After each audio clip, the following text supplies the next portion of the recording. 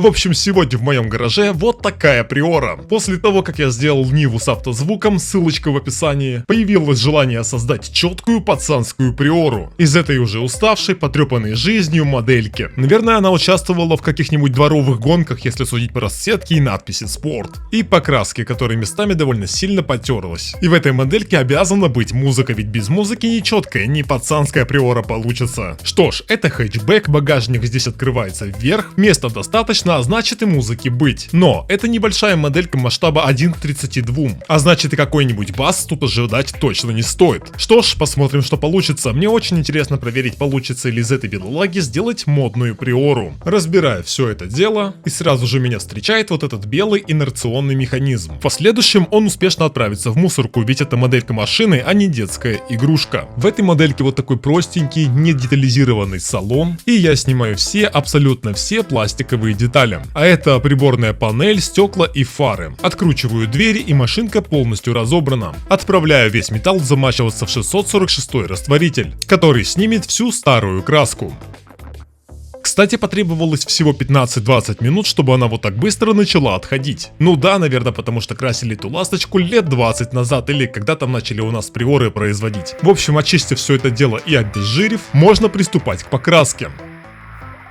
Покрываю кузов грунтовкой на расстоянии и вот такими небольшими распылениями. Грунтовка нанесена, и теперь начинаю красить. Цвет, конечно же, черный, ведь задача сделать пацанскую тачку. Получился вот такой результат. Да, вид уже имеется, но это только начало. Такая приора по-любому должна быть затонирована, а лучше всего это делать тонировочной пленкой для автомобилей. Ведь именно так вид будет более естественный. А помимо тонировки, конечно, приору необходимо занизить. Делаю я это вот таким образом, приклеивая втулки для колес. Таким образом, колеса немного поднимутся к кузову. И вы, наверное, заметили, что колеса с дисками я также заменил, потому что стандартные были совсем совсем печальными. В дне модельки проделал отверстие для того, чтобы установить плату музыкальной колонки. Аккумулятор установил в передней части под капотом, а чтобы закрепить динамик, пришлось срезать спинки задних сидений. Ну а больше всего досталось салону. В нем пришлось проделать достаточно много отверстий, чтобы плата уместилась и все это дело закрылось. Что ж, давайте все это дело соберем, я покажу, какие детали еще добавил, и проверим, как работает здесь музыка. И оценим, насколько пацанская получилась эта тачка. Итак, на передней двери были добавлены стекла с тонировкой. На лобовое стекло приклеил широкую полосу, ведь блатными ночью солнце светит, да? Добавил зеркала, как вы видите, теперь есть небольшое отражение. Покрасил задние фары, изначально они были полностью красные, ну, как смог, так и покрасил. Ну и как по мне, самая сомнительная часть — это вот эта наклейка «Долбит нормально». Ну, вроде на пацанской приоре с музыкой такая наклейка просто обязана быть. А теперь давайте проверим, действительно ли там все долбит, блин, нормально. Зажимаю кнопку и включаю колонку.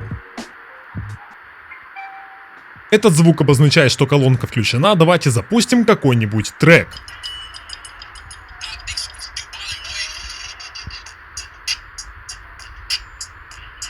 Ну что ж, вроде играет, а для того, чтобы сделать погромче, можно просто открыть багажник. Так, ну нам нужен какой-нибудь совсем пацанский трек. Там вот знаете где, все плохо, душа рвется, любовь херня. Чтобы глаза из слез лились просто. О, есть такой трек.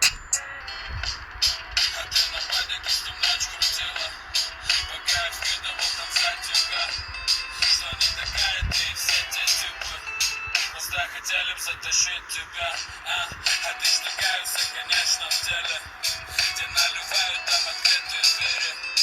Ты улыбаешься, а мне так грустно. Смотри, в кого ты превратилась, улетели птицы так далеко. И как бы не хотелось нам все вернуть. С тобой всегда, конечно, было тепло.